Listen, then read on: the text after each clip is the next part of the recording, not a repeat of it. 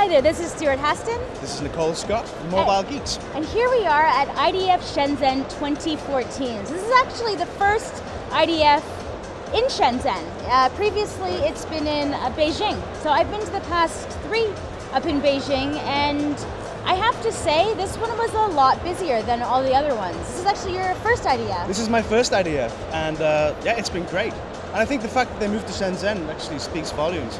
I think Intel is literally its target audiences here, and it's the target markets and the people it wants to reach are all here. So, well, I mean, like what was it? Some of the numbers they threw around at us, like 1/3 of the tablet volumes for China come out of Shenzhen. That's right. Yeah, and I mean, like this is a really big tablet producing area, and they had some really interesting stuff in their keynote about turnkey solutions, some really nice hardware, firmware focused BIOS stuff. But we're getting ahead onto day 2 keynote stuff. So Stu and I are going to kind of go through the highlights of the show for us, and we're going to start with the day 1 keynote. Well, the day 1 keynote, one of the highlights of that for me was the Sophia launch. Sophia will eventually become an integrated SoC, Atom SoC, which integrates LTE 4G compatibility. Right. Which is huge for Intel. This is a market they really need to get into in the long term. Well, and the entry-level smartphone market is something that they couldn't really target with Merrifield. Right. I kind of thought that Merrifield was going to be a budget smartphone, but then they were kind of going at, we're high-end graphics, we can do gaming, we're big battery life, and all the things that go for mid-range smartphones, and then you're like, oh, mid-range smartphones. Right. Not entry-level. So the Merrifield handsets are going to be targeted at around $200 US. And what was interesting, well, and Sophia's going to be at about 100.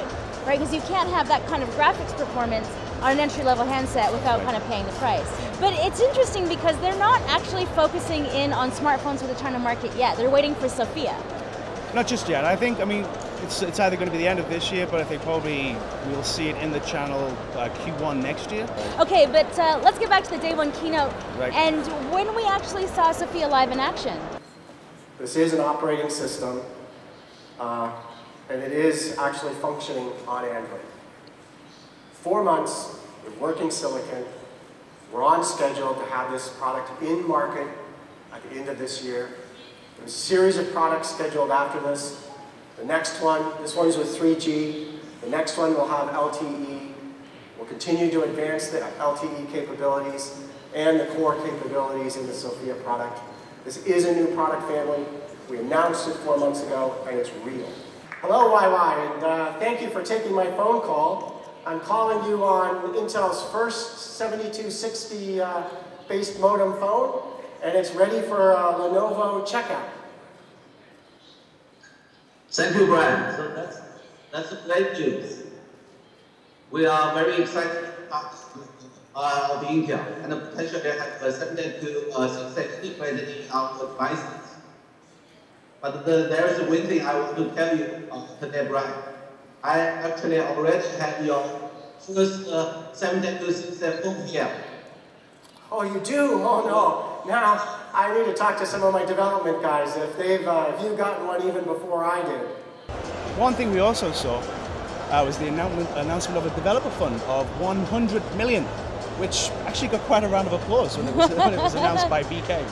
So Intel's done this in the past. They had a $100 million Ultrabook fund, and it was for things like extending battery life or battery life technologies, display technologies, and it's an Intel Capital focused fund. So it's all about investing in the future of this platform. So it's smart device, connected devices, wearables, and also the Internet of Things. And the Internet of Things. So Intel's trying to make a move in this space, and it's been clear since MWC that IoT is something that is really important to them. Yeah, I think it's important for Intel to get into the development side of things in China, because we'll see, I mean, from what we've seen, there's a lot of innovation going on in this part of the world. So, yeah, it's a statement of intent. Again, it's Intel throwing its money down and saying, we want a piece of this, and we want to be influential in these areas. Right, and you said it on the Galileo session, and you were saying that Intel's going to be shipping 1,500 boards. That's to China? right. Well, it was actually kind of quietly announced that, because I mean, the question was raised, when are we going to get enough boards? There are lots of universities, maybe hundreds of universities in China who are looking to work with the Galileo platform. And it was like, when are we going to see the boards? But it was announced today that they're going to send 1,500 boards pretty soon, I think next week, and that'll be the first shipment. So it's definitely happening, Galileo in China. So the next thing that if you guys have been following me, you'll know that I've been a keen kind of fan of Intel's RealSense. It used to be called Intel's Perceptual Computing, and there was actually news across day 1 and day 2. On day 1, BK actually played with the arcade claw machine. That's right. Right? Yeah. And then, so they adopted an arcade claw machine with a RealSense camera, and actually, I have a video of me playing with it, so why don't we check that out? Well, we're all familiar with what this is. The claw goes down, gets a toy, but what's different about this one is it has Intel's RealSense camera right down here. So this is actually the creative cam that we're used to seeing in, well, basically all of the gesture control stuff that Intel's done over the past 2 years. So how it works is that there's actually a depth sensor on the camera, so it actually can tell, you know, how far my hand is away, and then it can move around. So I'm going to try to win one of these things. So I put the money in. Yeah. All right, here we go. So now I'm going to put my hand in front of the camera. Like, keep my distance. There we go. There we go. Move it back a little bit, and then then I grab. Yeah. Ah, it did work. Am I going to get it? Am I going to get it? Am I? Oh! So what else did we see with RealSense? On day 2, the RealSense line is actually getting an expansion, and this was something that we had to clarify in a one-on-one because they showed this video about depth and being able to refocus, and it reminded me a lot of HTC, right? Yeah. And their depth camera. And then you ask more questions about it, and it's RealSense for tablets, right? So it's not the same hardware solution that we've seen for Ultrabooks, because clearly tablets are smaller. But it's the first time that we've heard about RealSense expanding into the entire Intel platform. So they're also going to be aiming it at smartphones, but obviously less room, smaller device, different piece of hardware. But the video was pretty compelling. Intel is taking your photography to another dimension with the first multi-camera depth-enabled tablet. It will change the way you take and share your photos. By capturing a high-definition depth map optimized for photography, along with your full-resolution image, Intel is enabling a whole new class of photography. Capture depth. Reveal more. Change focus with the touch of a finger. Add dynamic effects. And discover things in your photos you never thought were there. Flat, static photos are out. Intel brings you photos that tell a story with more dimension. Photos that inform, surprise, and inspire. Intel is changing the way you look at the world and remember your special moments. Intel, a new dimension in photography. Bay-Trail, we have introduced a cost-down version for value and entry market. That is available now, and it is common for Windows as well as for Android. And we have reduced the component count. And let me show you what that means. This is the Sophia Bay-Trail as we had it up to today, and this is the new Bay-Trail platform. And what did we do? What is very obvious, we have reduced the space on the printed circuit board. That gives you much more flexibility on your design. We have reduced the number of components dramatically, which eases the bill of material, the supply logistics, all those important parts. But we have also put a lot of mind into the components that we have put on this, so that you have multi-sourcing capabilities and that you can really go and make the best bargain that you can get on the components as well. So this is what we mean. We are continue to push the envelope and go into this market with the full power that we have. And when I speak about power, I can advance to the second half of this year. In the second half of the year, we will bring a performance improvement to Bay-Trail. We will enhance the performance on graphics and CPU by another 15%. And we will add more security functionality. We will add more functionality to be all immersive and also give more power to the gaming again. And you have already seen before how well those devices do on gaming. And you may ask, what is that all good for? So let me give you a comparison. That is a comparison of the Bay Trail entry. So not what I was speaking about towards the end of the year. Bay Trail entry is what you can have today. And compared to the best of breed, obviously, octa-core of competition. And when we compared it on 3D PC games, we figured out that it does 1.3 times better than the most advanced octa-core out there in the competition. And then we tried to create and edit content, and we figured out it does more than 2.5 times better. And then we tried all kind of ordinary applications, and we concluded it's more than 2 times faster on ordinary day-to-day use applications. So that is what we mean when we speak about performance. Let me change gears on you and speak to the LTE solution. We shipped it as of Q3 last year, so it's now already for some time in the market. It's a very solid LTE solution. It is a Cat 4, and it has up to 150 megabit per second, and it will be our working cost for the entire year. As said before, more designs will come on this platform.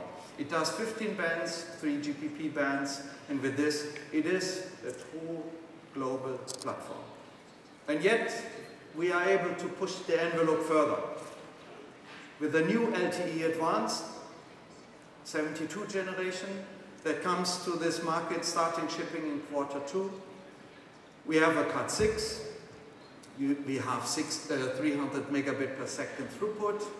It's a true 5-mode solution, 2G, 3G, TDS, CDMA, LTE in TDD as well as in FDD mode. This is what can go everywhere, from China across the entire planet. We can do more than 23 carrier aggregation combinations in one SKU, and it switches seamlessly between FDD and TDD. This is cutting-edge technology on the comms space. And when we combine comms and application processor, we build integrated solutions. We will come with this by the end of the year. We call it Sophia. You saw Brian's demo yesterday, not very much to add. He has shown you it real life, just for you to deepen it, and that is a fully mature 3G modem and an Intel application processor subsystem integrated in one piece of silicon. And the other part, most people don't speak about, but this is worth a lot for you. We have integrated all the connectivity into the RF chip. The RF chip comes with integrated Wi-Fi, Bluetooth, positioning technology, audio, and PMU.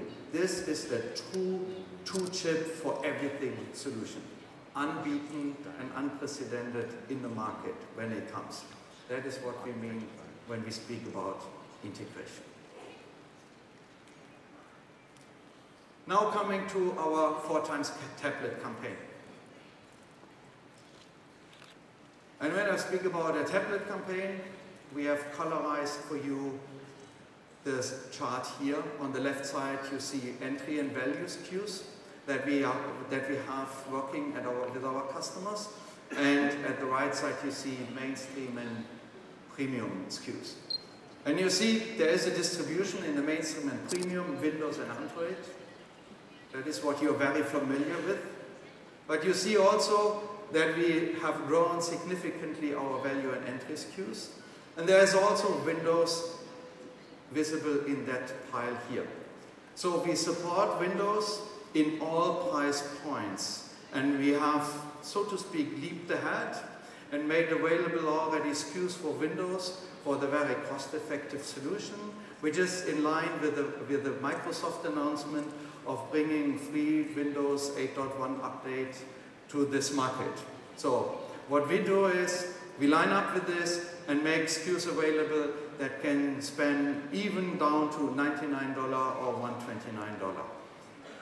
And we team up with many partners to get that really proliferated. As we speak, we have more than 90 tablet designs coming to the market. That is what those piles here should sum up to.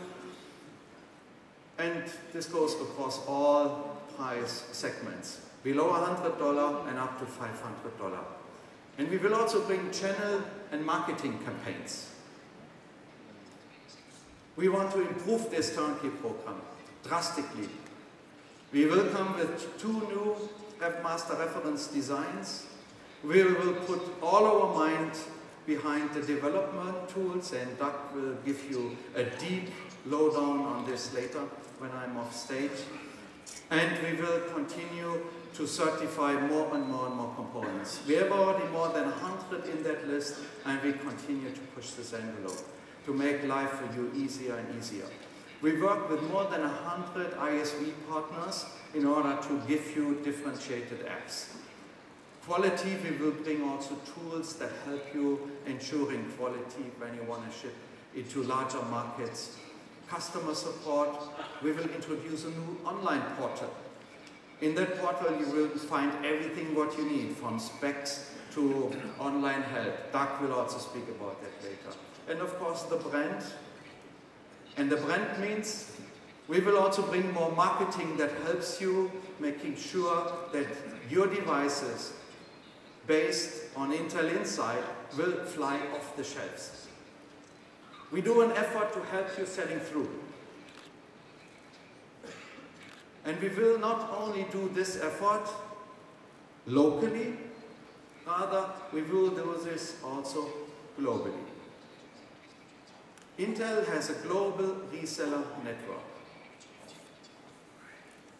And together we can deliver the most innovative platforms to this entire globe. And our goal is that we have about 1/3 of our entire target volume flowing through that channel. What does that channel mean?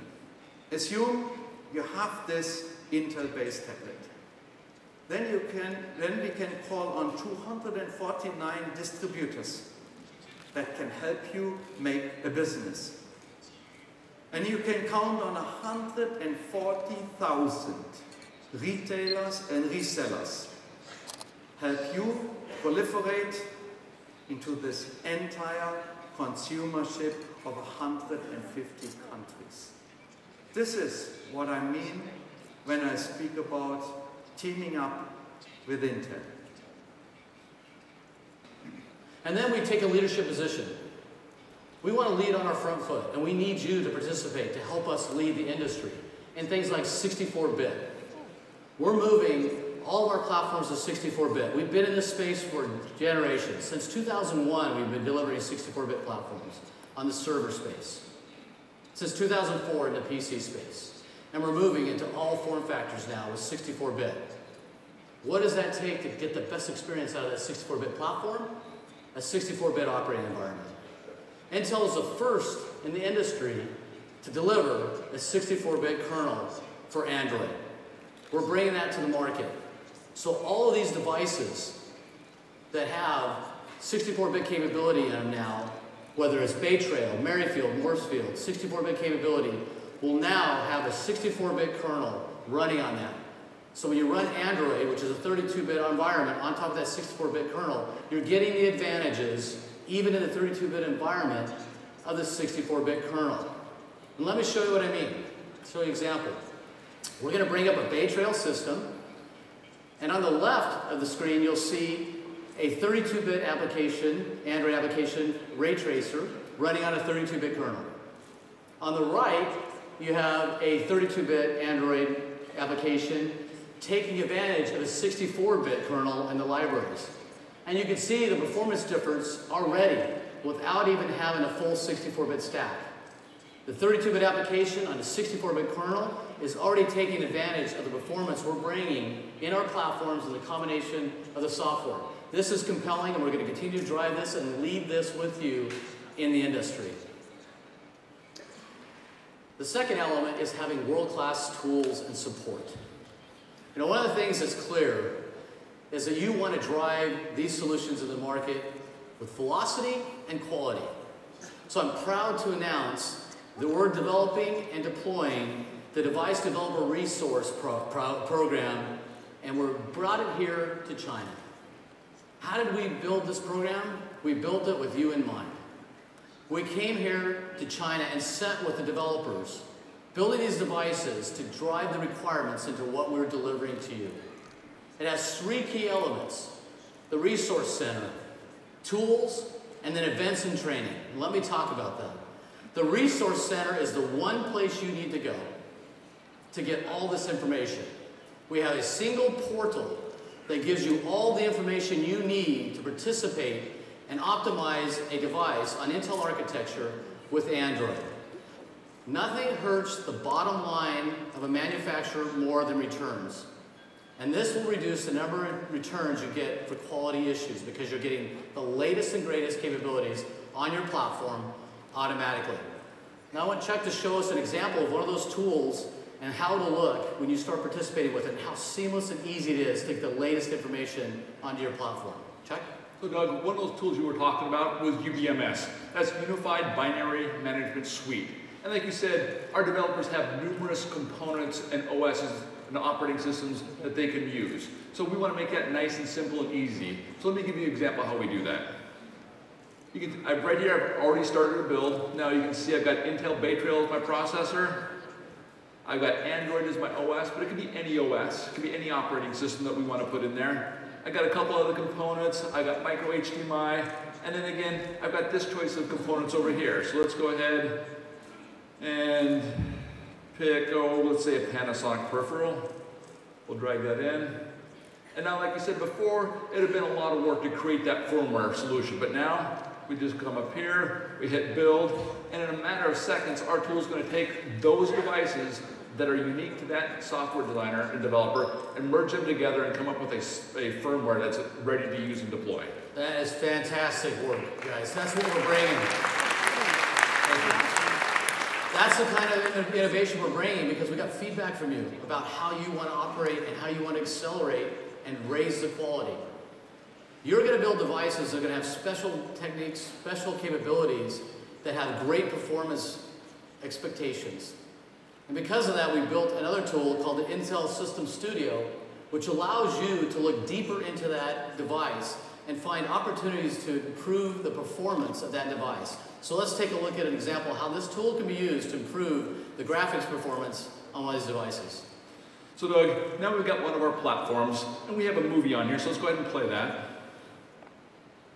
Now, our movie's going to play, but it's not playing the way it should be. It's a little slow. We got some pixelization. You can see we're dropping some frames. Now, we've played this movie before on these hardware platforms, so we know it's not really in the hardware, but we probably have an issue in our software stack. So we're going to use that development suite that you were talking about, which has hooks into all our Intel processors. It can go in there, it can look at all the sensors, the voltage regulators, and pull that data in. Then we can then use our Intel Energy Profiler to dig even deeper to see how our processor is behaving. So let's take a look here. On the screen above me, we've got that Intel Energy Profiler with the video in the middle. And you can see right here at Core 1, I've got a bunch of energy spikes, or CPU spikes, that I wouldn't really be expecting when I'm playing a movie, because the GPU should be doing most of the work. So let's go ahead and dive in there and find out if we can find out where that CPU usage is coming from. Now, if I go into the profile of what it's showing, it looks like line 2 here, my timer compute. I really wouldn't expect that during a video playback. So we're just going to double click on that. And our software tool is going to go right into our code and find the exact line of code that's making that CPU call. Now I can talk to my software developer, we can find out what the problem is with this one line of code, and we can fix it really quickly. That's so cool. What you just saw is what we call a hotspot. It's a place in your code that's causing problems. And with these sophisticated tools we provide, it allows you to find those hotspots in your code quickly and allow you to isolate the issue and fix it as quick as you can to deliver that great experience. An interesting little piece of news that was thrown in was that there's going to be 20 Chromebooks launched this year, whereas last year there was 4 models, right? So Intel's pretty keen on getting a lot of new platforms out on Chrome OS. So Chrome and Android are definitely two platforms that they're looking to support. Browsable is going to be a big part of that. But what's more interesting is that when they brought in all the turnkey solution stuff after that, it just made it so clear that Bay Trail is here to stay in Shenzhen. They announced the entry-level version of that, so smaller footprint.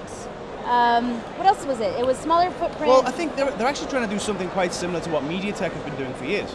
It's like, we're not just going to give you the processor, we're going to give you the processor, the platform, the software, the support. We're going to make it as easy as possible, and I think Intel has to get in at that level if they're going to compete in that space, especially in this part of the world in Shenzhen.